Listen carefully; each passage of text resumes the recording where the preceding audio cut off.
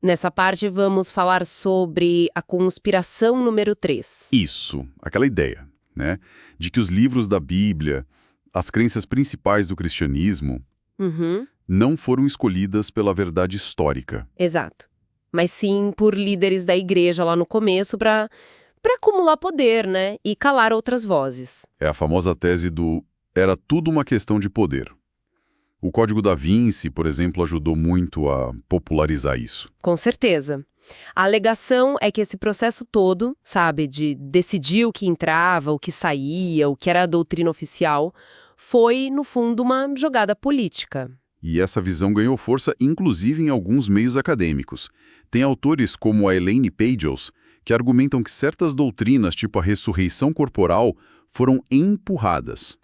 E certos textos, como os tais evangelhos gnósticos, que são textos mais tardios, com visões diferentes, né, mais focados num conhecimento secreto, a gnosis, foram assim suprimidos, calculadamente.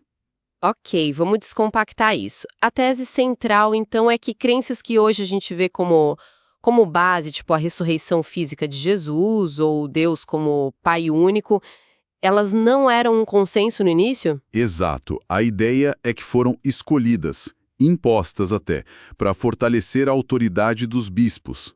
E talvez para, sei lá, tirar as mulheres da liderança, consolidar uma hierarquia bem definida? A lógica que atribuem a Pagels é mais ou menos essa. Ela tenta conectar a crença na ressurreição física com a ideia de sucessão apostólica. Como assim?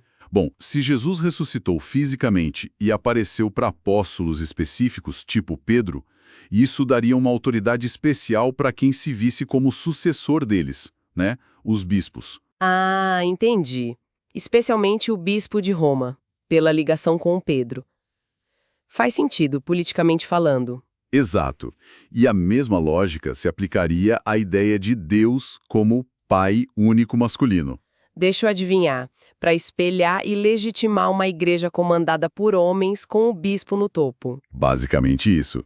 E claro, isso acabaria suprimindo outras visões de Deus, talvez mais plurais, ou com elementos femininos, que existiam em alguns grupos. E tem aquela história do Clemente de Roma, né?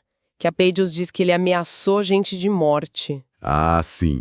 Essa citação deu o que falar. Pagels pega uma parte onde Clemente fala que desobedecer autoridades de Deus levaria à pena de morte. Pesado. Parece, né? Mas assim, olhando o contexto como o material que a gente está vendo aponta, a interpretação é um pouco forçada. O que ele queria dizer, então? Ele estava usando uma analogia com as regras do antigo templo de Jerusalém, falando das consequências para quem fizesse sacrifícios errados lá. Não era uma ameaça direta de execução para cristãos da época dele. É meio que tirar de contexto, sabe? Entendi. Faz mais sentido. Bom, isso leva para outra alegação comum, que o cânon do Novo Testamento demorou muito para ser definido. Século IV, talvez, Constantino, Concílio de Nicéia, ou só com aquela carta do Atanásio em 377? Exato. E também a ideia de que a escolha dos 4 evangelhos foi meio aleatória. Como o Dawkins sugere, tipo, pegou os mais ou menos ao acaso de um monte de outros. Aqui é onde fica realmente interessante, ver o que a história diz sobre isso. O que é fascinante aqui é justamente pegar essas ideias populares, muitas vindas do Código da Vinci mesmo, e comparar com os registros. Certo. E o Concílio de Nicéia em 325? Então, o propósito de Nicéia não foi escolher livros para a Bíblia. Nem foi a primeira vez que declararam Jesus divino e isso já estava baseado nas escrituras que eles usavam. Ah, não. Qual era o foco, então? Era resolver uma briga teológica interna bem específica. A relação entre o pai e o filho, o arianismo, né? E a decisão sobre a divindade de Cristo, que saiu no credo, não foi nada apertada. De quase 300 bispos, só uns 2 não assinaram. Nossa, bem diferente da imagem de uma votação acirrada. E a carta do Atanásio, de 367, aquela que sempre citam como o momento final do cânon. Essa carta é super importante, sim. É a primeira lista completa que chegou até nós, idêntica aos 27 livros que a gente tem hoje no Novo Testamento. Mas o ponto crucial é, Atanásio não estava criando o cânon ali, por decreto. A lista dele refletia um consenso que já vinha crescendo nas igrejas principais há muito tempo. décadas, talvez séculos. Então ele estava mais reconhecendo e formalizando algo que já existia na prática. Exatamente. Ele não estava impondo algo novo do zero. Então essa imagem de uma grande conspiração no século IV, mexendo os pauzinhos para definir tudo, começa a balançar um pouco quando a gente olha esses detalhes, né? Com certeza. E o principal contra-argumento que o material traz vai mais fundo ainda. Diz que as crenças essenciais e os critérios para saber quais textos eram confiáveis foram definidos bem antes do século IV. Antes, quando? Lá na era apostólica mesmo, no século I. Ou seja, décadas antes dessas supostas lutas por poder que a Pageos e outros colocam como o motor de tudo. Certo, vamos seguir essas pistas então, que contestam a conspiração. A primeira, pelo que entendi, tem a ver com a ressurreição corporal de Jesus. Correto.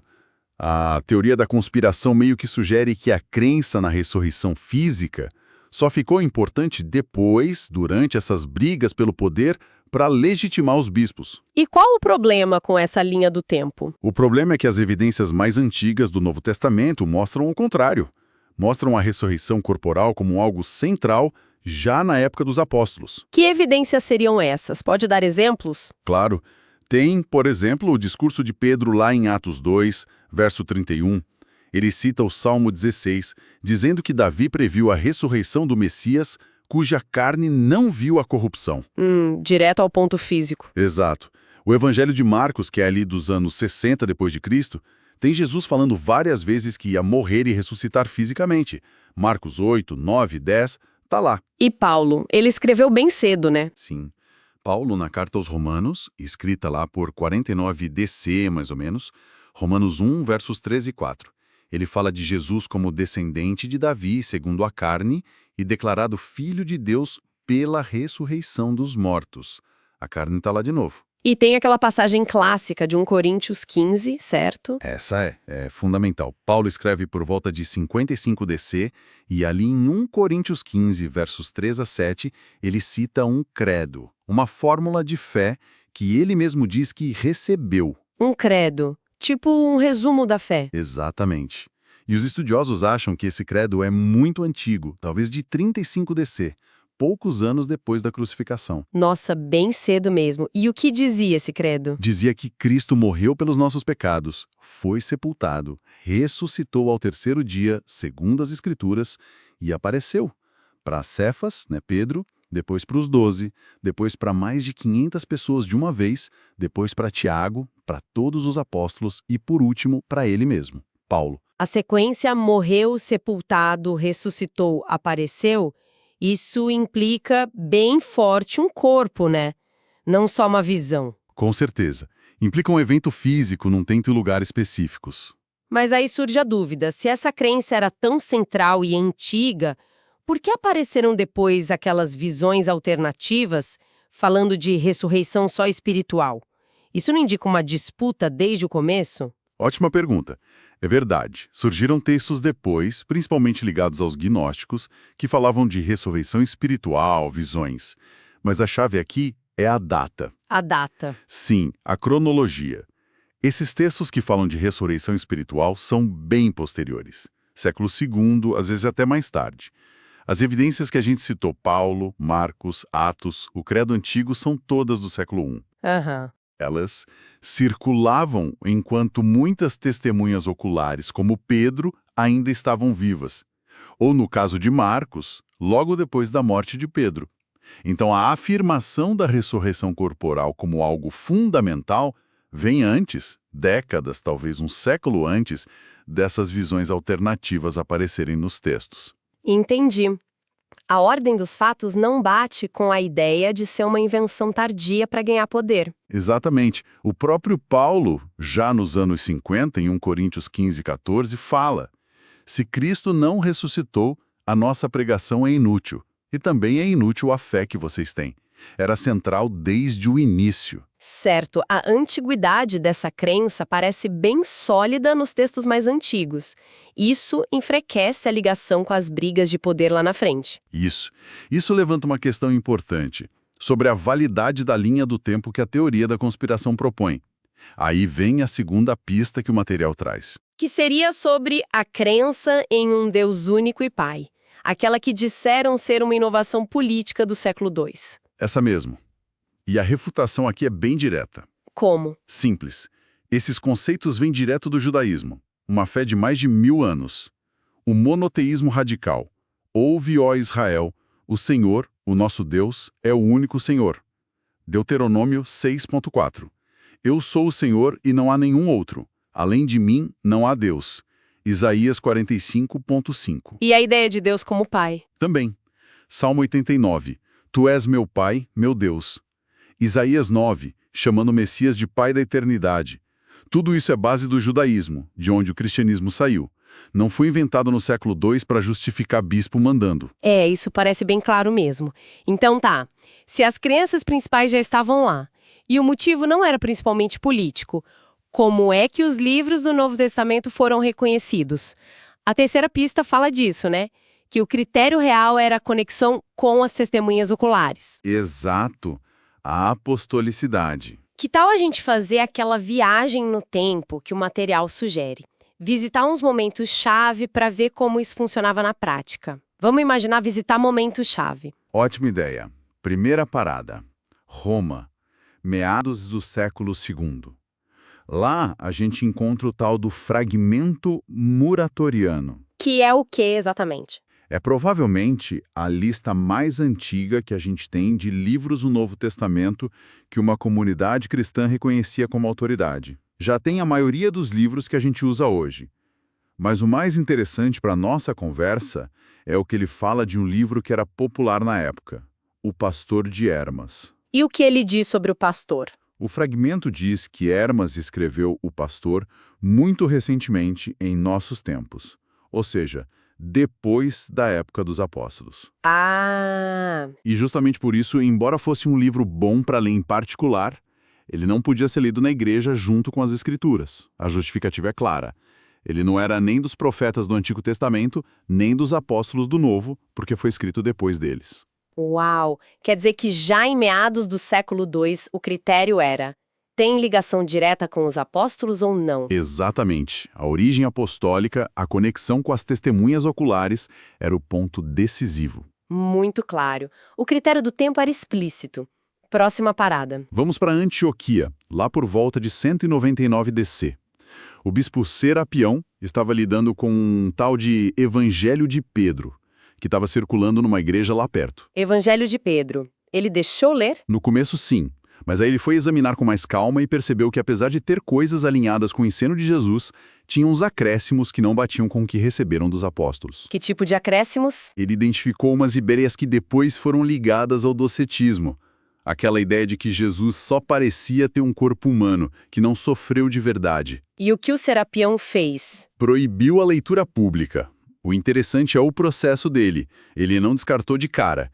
Ele testou, comparou com os escritos apostólicos que já eram aceitos, a tradição recebida. A rejeição veio por não ser consistente com o testemunho original. Mostra um método, sabe? Baseado na tradição apostólica. Certo. Vimos o princípio em Roma, o processo em Antioquia. Falta uma parada, né? Última parada. Cartago, norte da África, por volta de 200 DC. O Tertuliano conta um caso envolvendo os Atos de Paulo. Atos de Paulo, que era isso? Era um livro com histórias meio fantásticas, tipo Paulo batizando um leão. Um presbítero, um líder local lá da Ásia Menor, escreveu isso por amor a Paulo, ele disse. Uma fanfic da época, quase. Quase isso. Só que quando descobriram que foi ele quem escreveu, e que não era um relato real do apóstolo, ele foi removido do cargo. Mesmo com boa intenção, tipo, por amor a Paulo, pegaram pesado. Sim, isso mostra a seriedade da coisa. A questão da autenticidade, da autoria apostólica, era levada muito a sério. Mesmo uma ficção bem intencionada, se pudesse ser confundida com história real ou falsamente ligada a um apóstolo, não era aceita como autoridade. Inventar essa conexão tinha consequências reais. O critério era a ligação histórica verdadeira. Então, o que tudo isso significa? Roma, Antioquia, Cartago, lugares e épocas diferentes, mas um padrão parecido bem antes do século IV. Exato. E quando Eusébio, lá no século IV, tentou organizar e categorizar os livros, os critérios que ele usou, ele chamava os aceitos de genuínos, verdadeiros e bem autenticados, na verdade, só. Só refletiam essa prática antiga que a gente viu. Que era buscar o quê? Buscar a origem apostólica, ser genuíno, a concordância com o ensino apostólico, ser verdadeiro, e o reconhecimento antigo e amplo pelas igrejas ligadas aos apóstolos, ser bem autenticado. O foco era a confiabilidade histórica ligada às testemunhas, não principalmente às jogadas de poder. Então, essa narrativa da conspiração, de que o poder ditou tudo, parece que não se sustenta tão bem diante dessa busca por autenticidade. Se conectarmos isso ao quadro geral, a ideia da conspiração como motor principal fica, como diz o material, desvendada. O cânon e as crenças centrais, tipo a ressurreição, parecem ter surgido de um desejo real de preservar o testemunho de quem viu e ouviu Jesus e os primeiros seguidores. Claro, reconhecendo que foi um processo humano, né? Com debate, levou tempo, não foi um fax do céu, como a fonte brinca citando o Código da Vinci. Sem dúvida, foi humano, foi gradual, teve livro que ficou em debate um tempo, mas o critério que guiava isso tudo desde bem cedo era a apostolicidade. A busca por essa conexão confiável com os apóstolos. O objetivo era ser fiel ao que aconteceu. Resumindo, então, essa teoria de que a política e a busca por poder definiram a Bíblia e a fé cristã, ela encontra desafios bem grandes quando a gente olha a história, que mostra um foco antigo e consistente no testemunho apostólico como selo de confiança. E talvez uma reflexão final interessante seja notar a consistência desse critério em lugares diferentes. A gente viu Roma na Europa, Antioquia na Ásia, Cartago na África.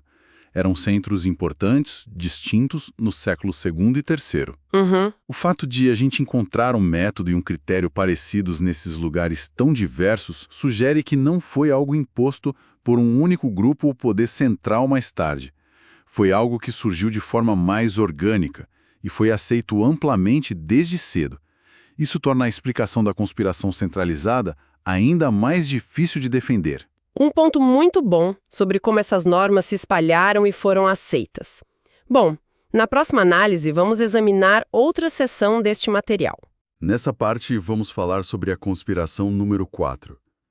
A ideia de que os textos do Novo Testamento que temos hoje não são confiáveis, porque foram citados incorretamente. Exato. Essencialmente, a alegação que a gente vê muito por aí, né, vinda de críticos como Bart Ehrman, naquele livro O que Jesus disse e o que Jesus não disse. Sim, esse livro é bem conhecido por levantar essa questão. Pois é. A ideia é que, sabe, ao longo dos séculos, copiando tudo à mão, tantos erros, talvez até alterações de propósito, foram entrando nos textos que a mensagem original, bom, ou se perdeu ou foi bem distorcida. Então, o que a gente vai fazer aqui é mergulhar um pouco nas fontes, investigar se essa história de corrupção textual se sustenta mesmo, olhando as evidências que a gente tem. E olha, o argumento inicial dos céticos parece forte, né? Quer dizer, eles falam, não temos os originais, os autógrafos, né? Aqueles que os próprios autores escreveram. Certo, os documentos originais não sobreviveram. Isso é verdade para quase toda a literatura antiga, na verdade. O que a gente tem são cópias. E cópias de cópias, às vezes feitas séculos depois. E elas têm diferenças entre si. Aí vem aquela frase de efeito do Hermanhejo. Tem mais diferenças entre os manuscritos do que palavras no Novo Testamento. Essa frase é impactante, sem dúvida. Com certeza planta uma dúvida, né? Será que o que a gente lê hoje na Bíblia é fundamentalmente diferente do que foi escrito lá no começo? Então, essa afirmação sobre o número de diferenças, numericamente ela está correta. A gente fala de centenas de milhares de variantes textuais. Pontos onde um manuscrito diz uma coisa e outro diz algo um pouquinho diferente. Centenas de milhares? Uau! É um número grande. Mas, assim, ele isolado pode enganar um pouco se a gente não olhar o contexto. Por que tantas? Primeiro, pensa só. O Novo Testamento foi copiado à mão por mais de 1400 anos antes da invenção da imprensa lá por Gutenberg, né?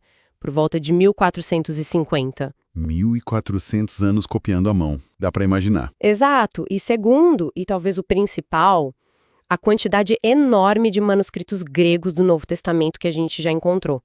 São mais de 5.800, entre pedacinhos, fragmentos e livros quase completos, os códices. 5.800.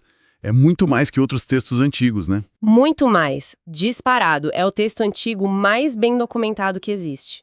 Então, com tanto copista, em lugares diferentes, ao longo de tanto tempo, e com tantas cópias para a gente comparar hoje, é estatisticamente certo que muitas variações iam aparecer. Qualquer texto copiado à mão tantas vezes vai ter erros. Faz sentido. E olha, só para constar, erro de cópia não acabou com a imprensa, não. Tem aquele exemplo famoso da Bíblia Perversa na Inglaterra, 1631. Ah, eu já ouvi falar dessa. Pois é, um erro de tipografia esqueceu o não no 7º mandamento. Ficou cometerás adultério. Nossa. Os impressores levaram uma multa pesada, a edição foi recolhida. Isso mostra que erro acontece até com tecnologia, né? Imagina copiando à mão por séculos. Tá, entendi a origem do número grande de variantes. Mas, voltando à questão. Essas diferenças na prática, como elas são? São coisas que mudam tudo ou são mais detalhes? Essa é a pergunta-chave, né? A imensa maioria dessas variantes, mas imensa mesmo, é trivial. Não afeta o significado do texto de forma importante. Trivial como? Muita coisa é erro de ortografia simples, sabe? Variação no jeito de escrever um nome, uma palavra comum, tipo escrever João com O ou U final, se fosse em português. Em grego tem muito disso. Sei. Outra coisa muito comum é mudança na ordem das palavras. O grego é mais flexível que o português nisso. Mudar a ordem muitas vezes não altera tanto o sentido básico da frase. Uhum. Tem também erro acidental óbvio. O copista pulou uma linha sem querer, e isso tem até nome técnico, aplografia. Ou repetiu uma palavra, ditografia. Cansaço, distração, acontece. Sim, normal. Uso de sinônimos também, o escriba troca uma palavra por outra parecida. Quando a gente filtra tudo isso, esses tipos de variantes menores, a imagem muda bastante. E como fica o quadro geral depois dessa filtragem toda? Aí que o número bruto perde importância. Pode chocar ouvir centenas de milhares de diferenças. Mas o que talvez seja mais chocante é que, apesar de tudo isso cópia à mão, séculos, tantos manuscritos, mais de 99% do texto do Novo Testamento é consistente. Igualzinho em todas essas milhares de cópias. Mais de 99%? Sim, feitas à mão, ao longo de séculos, em lugares diferentes. Essa concordância é extraordinária para qualquer documento antigo. Puxa. Isso meio que vira a questão, né? Como foi possível ter tanta consistência nessas condições? A maioria daquelas variantes assustadoras nem é relevante o suficiente para aparecer em nota de rodapé nas Bíblias de hoje. São irrelevantes para o sentido. Então, essa concordância de mais de 99% é impressionante mesmo. Mas é aquele menos de 1% que sobra. É aí que os críticos focam, imagino. Essas variantes que têm algum peso, elas abalam as crenças fundamentais do cristianismo? Como alguns dizem? Exatamente. Aí entramos no campo dos debates mais sérios. Existem, sim, variantes que têm algum significado e que são estudadas pela crítica textual. Crítica textual.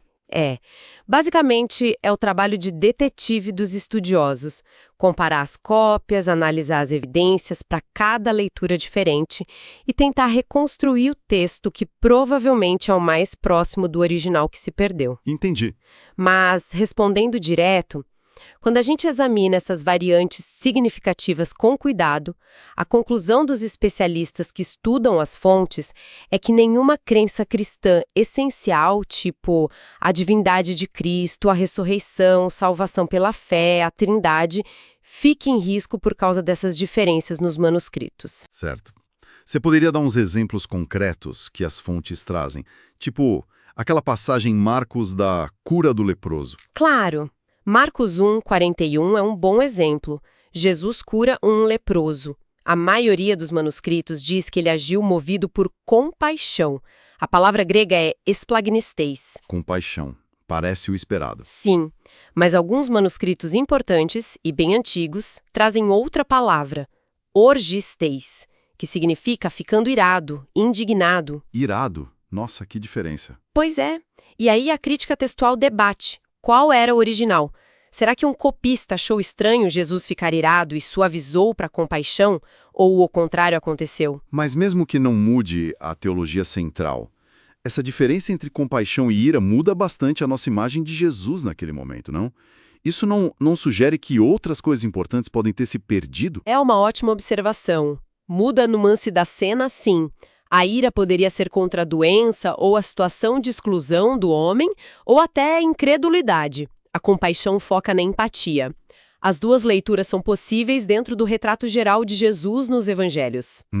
Mas a questão é, essa variação, embora interessante para entender a emoção ali, ela não muda quem Marcos diz que Jesus é o Filho de Deus poderoso. Nem o que ele faz, ele cura o leproso. Nem a doutrina central sobre salvação ou Deus. Entende? Mostra a complexidade, as discussões que o texto gera, mas não derruba os pilares da fé. A crítica textual ajuda a entender essas nuances, não a jogar o texto fora. Entendi. Faz sentido. E o caso de João 1,18? Essa parece mais delicada, né? Toca na divindade de Cristo, com a variação entre Filho unigênito e Deus unigênito. Sim, essa é outra bem discutida. A passagem fala sobre quem revelou Deus Pai. Alguns manuscritos dizem o homonogenes, o Filho unigênito. Filho unigênito, como em João 3,16, né? Exato.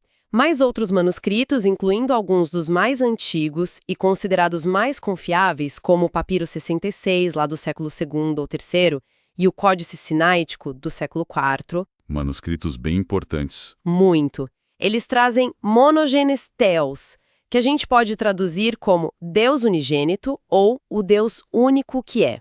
Deus unigênito, isso soa bem mais forte. Com certeza. E aí os estudiosos pesam as evidências.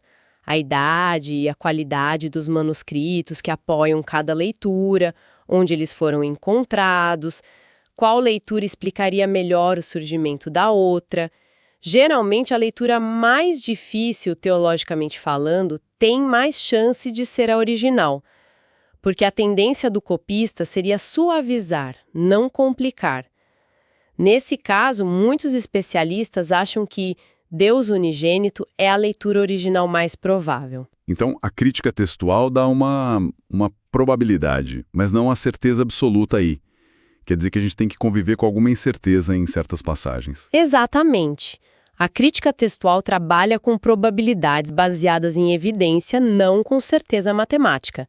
Tem um grau de incerteza em pontos específicos, sim. É normal para qualquer texto antigo que chegou até nós por cópias. Certo. Afirmam a divindade de Jesus. E as duas estão em harmonia com o resto do Evangelho de João. Ah, interessante. Que Jesus é o Filho unigênito, está claro em João 3,16. Que Jesus é Deus, está claro na confissão de Tomé em João 20 e 28. Senhor meu e Deus meu. E no prólogo, João 1,1.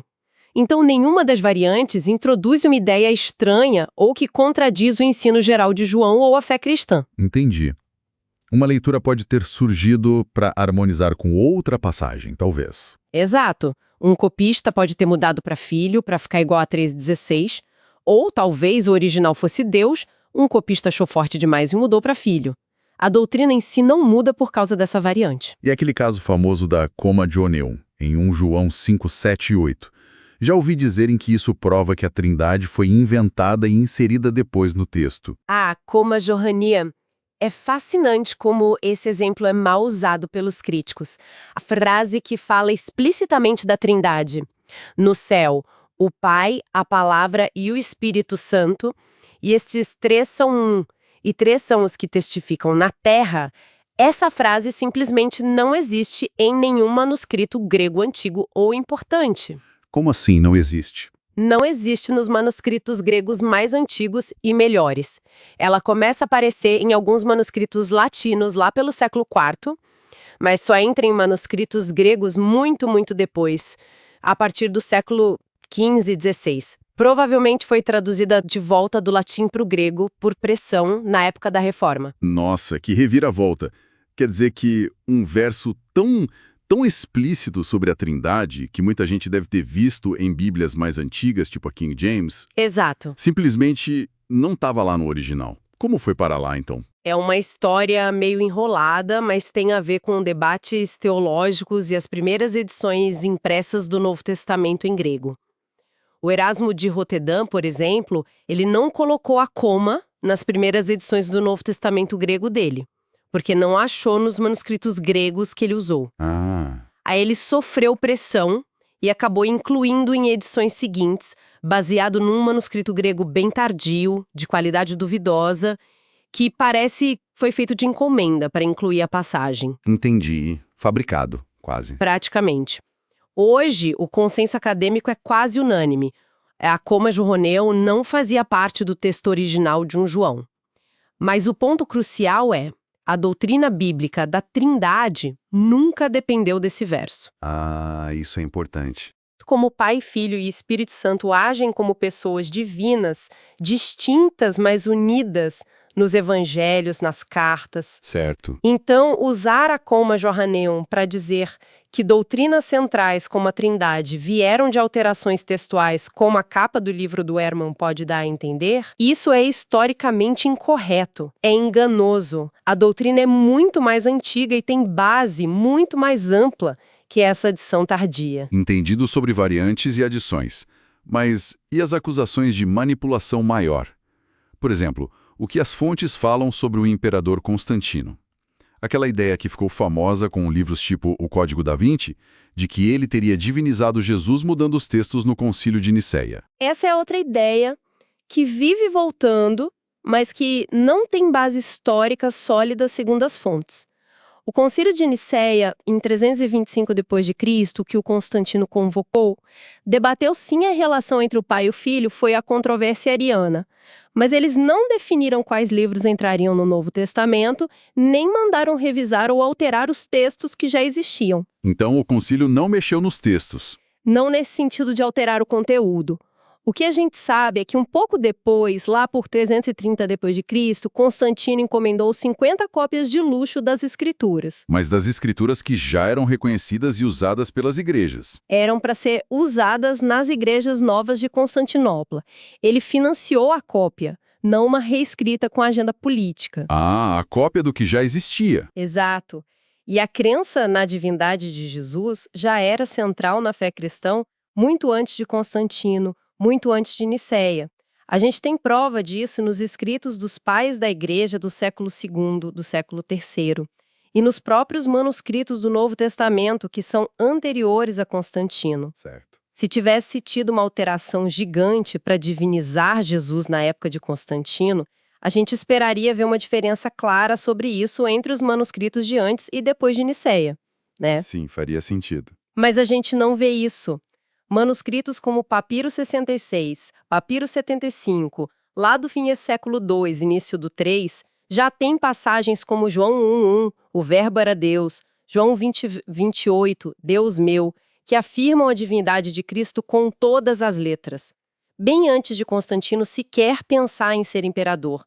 Essa teoria da conspiração de Constantino simplesmente não bate com as evidências dos textos e da história. Então, juntando tudo isso, como a gente responde àquela afirmação inicial do Ehrman e de outros críticos sobre mudanças significativas que teriam alterado a fé cristã no processo de cópia? Olha, a resposta que as fontes indicam é que, sim, as variantes textuais existem. O estudo delas, a crítica textual, é um campo acadêmico sério e importante. Mas a conclusão de que as crenças cristãs essenciais foram corrompidas ou até inventadas por erros de cópia, isso parece ser um exagero retórico.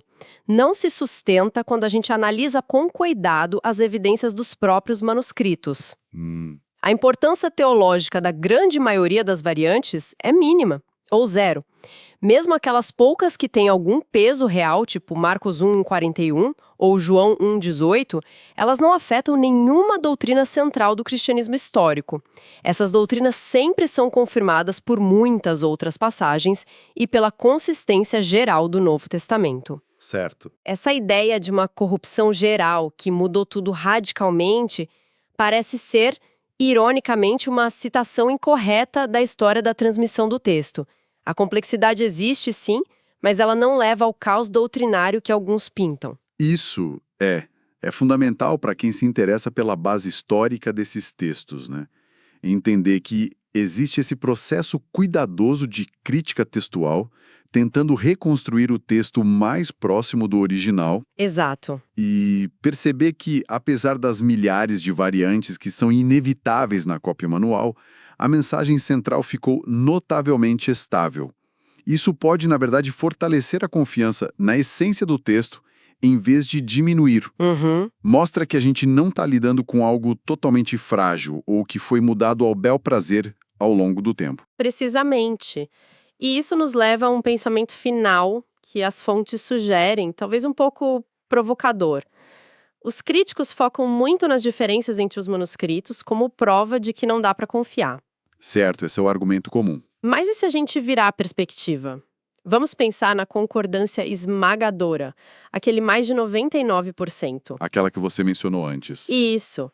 Pensa nessa concordância entre milhares de cópias, feitas à mão, por gente diferente, em épocas diferentes, cobrindo mais de 1000 anos, espalhadas por uma área geográfica imensa. Egito, Palestina, Síria, Ásia Menor, Grécia, Itália, Norte da África. E isso muito antes de existir qualquer tipo de controle editorial centralizado, seja por Constantino, seja pela Igreja depois. É verdade, não tinha um comando central no início. Não tinha? Então, essa consistência notável, apesar de todas as chances de dar errado, de ter divergência, de ter erro na cópia manual, será que isso não poderia ser visto, na verdade, como uma evidência ainda mais impressionante? Evidência de quê, exatamente? Uma evidência da preservação cuidadosa de uma mensagem. Uma mensagem que era considerada vitalmente importante por inúmeras comunidades cristãs lá no começo, desde muito cedo.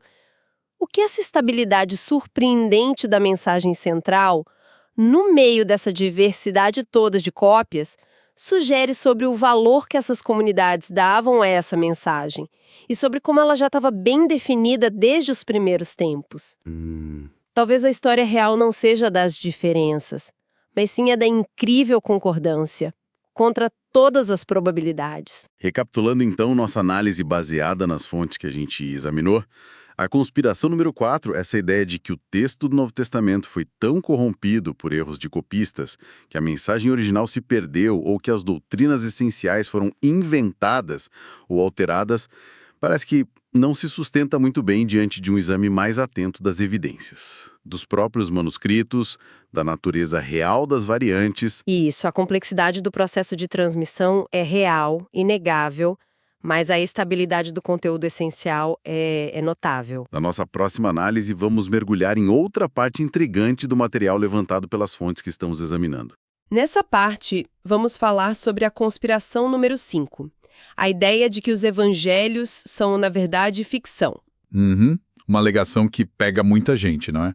Aquela ideia de que o que a gente lê sobre Jesus, bom, que seria invenção ou, sei lá, uma lenda que foi aumentada. Exato. E o argumento central, assim, que as fontes trazem, é que tem um intervalo de tempo, né, um tempo bem grande entre a morte de Jesus, lá por 30 depois de Cristo, Isso. e a data que os evangelhos teriam sido escritos e começado a circular mesmo, sabe? Algo entre 60, 70, até 95 depois de Cristo, varia um pouco. Sim, dependendo do evangelho. Aí a pergunta que fica é, nesse tempo todo, nesses 30, 40, 60 anos, será que a história original não se perdeu? Será que o mito não acabou engolindo o fato? E essa ideia não vem do nada, né?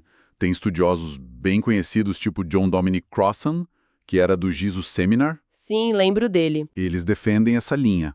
Argumentam que o que está nos evangelhos não é bem um relato factual como a gente pensa hoje, mas narrativas criadas para convencer, para converter pessoas.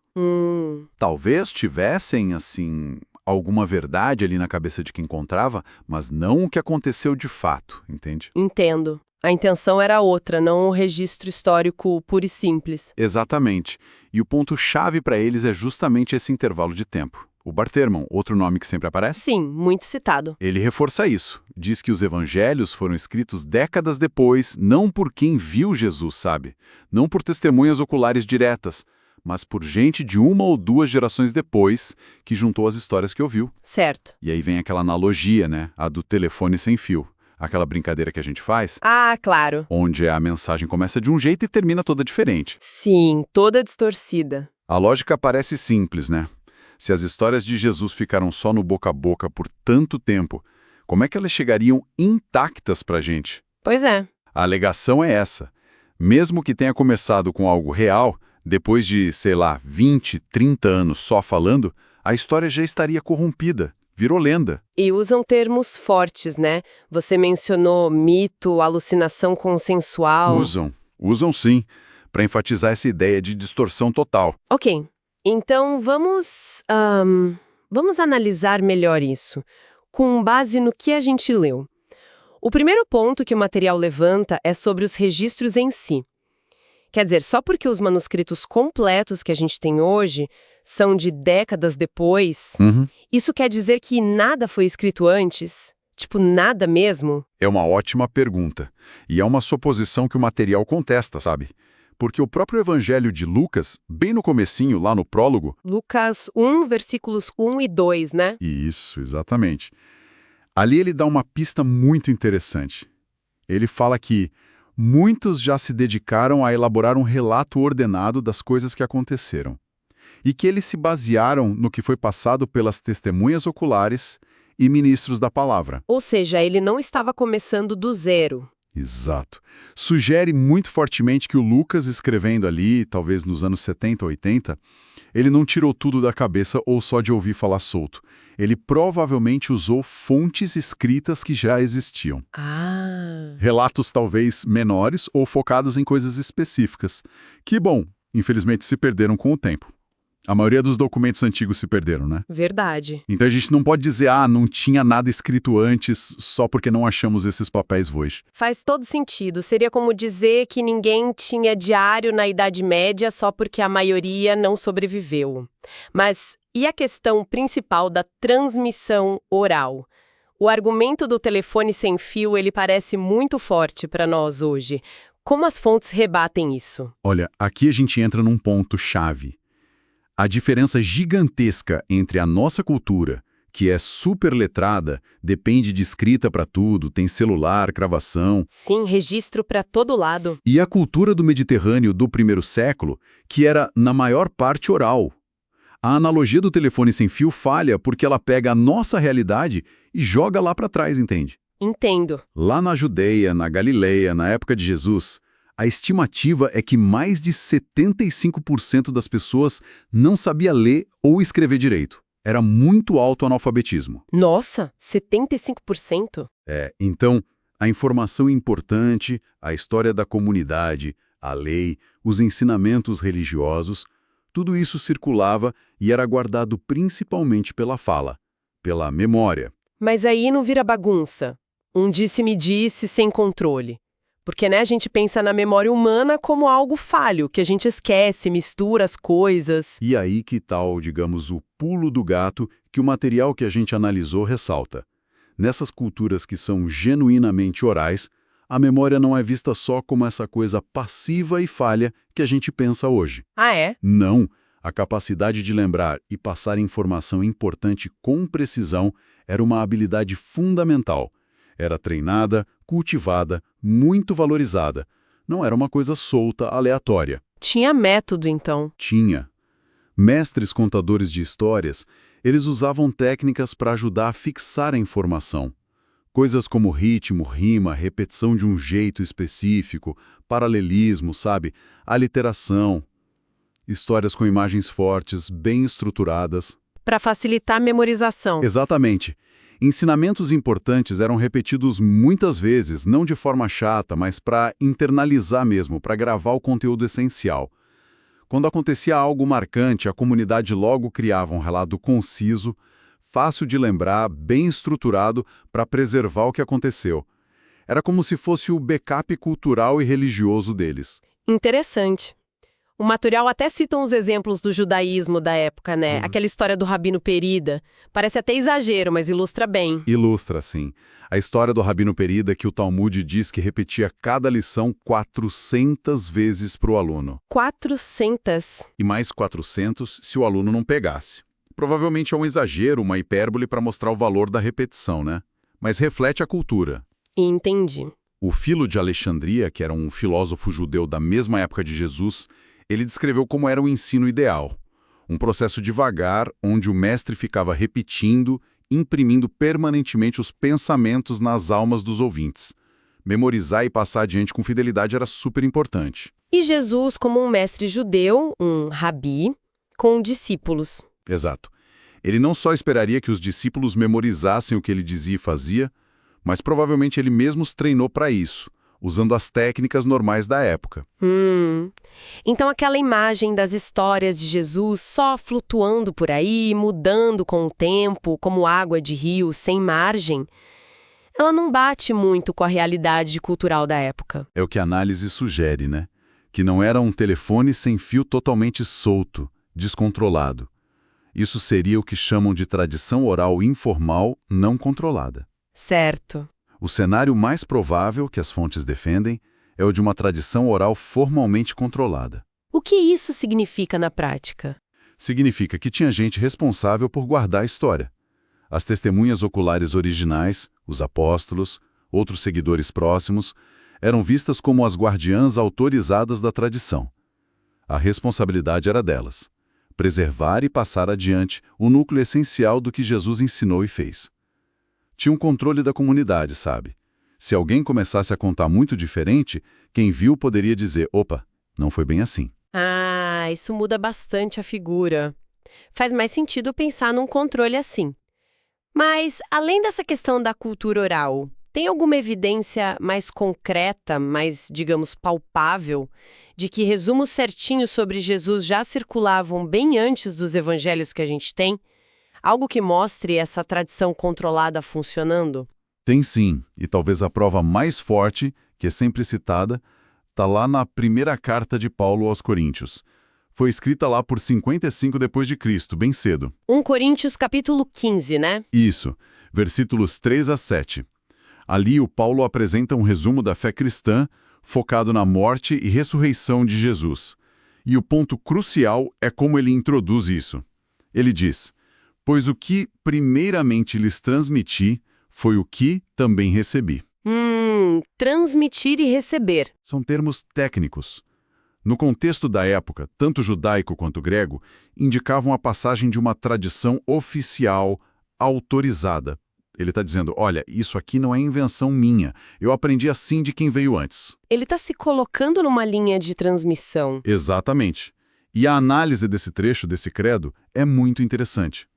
Muitos estudiosos de várias linhas concordam que a linguagem, o jeito que está formulado, o conteúdo, tudo indica que esse resumo já existia e circulava bem antes. Provavelmente em aramaico, que era a língua lá da Judéia. E de quando seria isso? Alguns datam de até 35 depois de Cristo, ou seja, só uns 5 anos depois da crucificação. 5 anos? Nossa, isso é muito, muito perto dos eventos. Muito perto. O Paulo provavelmente recebeu essa fórmula quando ele visitou Jerusalém nessa época, logo depois da conversão dele. Ele encontrou Pedro, encontrou Tiago, irmão de Jesus. Testemunhas-chave. Exatamente. Isso coloca a origem dessa tradição lá no comecinho, na comunidade de Jerusalém, onde quem viu podia confirmar se era aquilo mesmo. E é muito provável que outras tradições orais sobre o que Jesus disse e fez, talvez em formatos parecidos, também foram recebidas e passadas adiante desse jeito controlado. Uau! 5 anos depois, isso realmente enfraquece muito a ideia de décadas de lenda crescendo solta.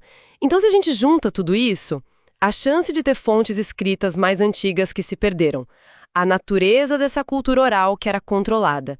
E essa evidência bem concreta de credo circulando tão cedo, qual é a conclusão do material sobre o problema do intervalo de tempo? Ele deixa de ser um problema tão grande. A conclusão que o material apresenta é que, sim, o intervalo de tempo existe, claro, mas ele não é esse abismo intransponível que alguns críticos pintam, considerando a força desses mecanismos de transmissão oral controlada naquela cultura. E a prova de que tradições bem formuladas existiam muito cedo, como essa de 1 Coríntios 15, o período de 30 a 65 anos não parece ser suficiente para a gente assumir que o núcleo histórico do que se contava sobre Jesus virou pura lenda, que se perdeu totalmente. E tem alguma comparação que fazem com outros relatos históricos da antiguidade, para ter uma ideia? Tem sim. O material cita um estudo de um historiador britânico, A.N. Sherwood White. Ele era especialista em história de Roma, sociedade greco-romana. Certo. O Sherwood White analisou como as lendas se formam em outras tradições históricas antigas, tipo sobre Alexandre o Grande, ou nos relatos do Heródoto, e ele concluiu que, mesmo em tradições orais talvez menos controladas que a judaica, o ritmo que a lenda cresce é bem mais lento do que essa teoria da ficção evangélica supõe. Mais lento quanto? Ele argumentou que precisaria de pelo menos 2 gerações, pensa aí, uns 60, 80 anos, talvez mais, para que elementos de lenda conseguissem apagar completamente um núcleo histórico forte. Como os evangelhos foram escritos dentro desse prazo, eles provavelmente ainda guardam um fundo histórico importante, segundo essa análise. Exato. Essa comparação ajuda a colocar as coisas em perspectiva. Interessante essa visão de fora. O material também menciona um ponto sobre o contexto histórico em que alguns evangelhos podem ter sido escritos, né? A Primeira Guerra Judaico-Romana, lá de 66 a 73 depois de Cristo, como isso entra na história? Ah, sim. Esse evento foi brutal. Terminou com a destruição do Templo de Jerusalém em 70 depois de Cristo. E ele pode ter sido um gatilho, sabe? Um catalisador importante para colocar os evangelhos no papel, especialmente o de Marcos, que muitos acham que foi escrito perto dessa época, e talvez Mateus e Lucas também. Por quê? Qual seria a ligação? Pensa na situação. As testemunhas oculares originais, os apóstolos, essa primeira geração, estava envelhecendo, morrendo. Aí vem uma guerra devastadora, a destruição do centro religioso deles em Jerusalém, a dispersão das comunidades. Um cenário de crise total. Total. Nesse caos, a necessidade de registrar de forma permanente, por escrito, os testemunhos autorizados, as tradições orais que eles viam preservando com tanto cuidado sobre Jesus, essa necessidade deve ter ficado muito urgente. Para não se perder tudo no meio da confusão. Exatamente. Era um jeito de garantir que a mensagem, a história de Jesus, sobrevivesse para quem viesse depois, mesmo com a comunidade toda espalhada. A urgência daquele momento pode ter acelerado o processo de escrever o que já circulava de forma controlada na oralidade. Entendi. Então, olhando para esse quadro todo que as fontes apresentam, aquela acusação inicial de que os evangelhos são só ficção, resultado de lendas que foram crescendo sem controle por décadas, ela parece simplificar demais as coisas, né? Parece que sim. Parece ignorar tanto como funcionava a cultura oral da época, quanto as evidências que a gente tem de tradições bem antigas e controladas. Essa é a linha de argumentação principal que o material traz. Em vez da gente só assumir que o tempo corrompe tudo, como naquela analogia fácil do telefone sem fio, o material propõe um cenário onde houve um esforço para preservar. Um esforço consciente que fazia parte da cultura deles, controlado pela comunidade, para guardar e passar adiante, com fidelidade, o que Jesus disse e fez.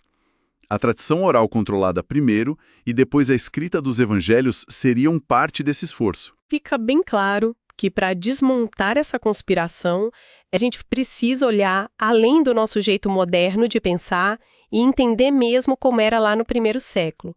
Isso até nos faz pensar, né? Se a transmissão foi mais confiável do que a gente imagina de cara, como é que isso muda o jeito que a gente lê esses textos hoje? O que significa olhar para os evangelhos não como ficção inventada, mas como testemunhos que foram moldados por uma cultura que levava a memória fiel muito a sério? É uma reflexão importante, sem dúvida. Para quem quer entender as origens do cristianismo, a figura do Jesus histórico, reconhecer esses mecanismos de preservação, não apaga todas as perguntas, óbvio, mas complica bastante aquela narrativa de que tudo foi simplesmente inventado ou virou lenda. Muito bem. Acho que analisamos bem a fundo essa ideia da ficção evangélica. Na sequência, vamos analisar outra parte deste livro.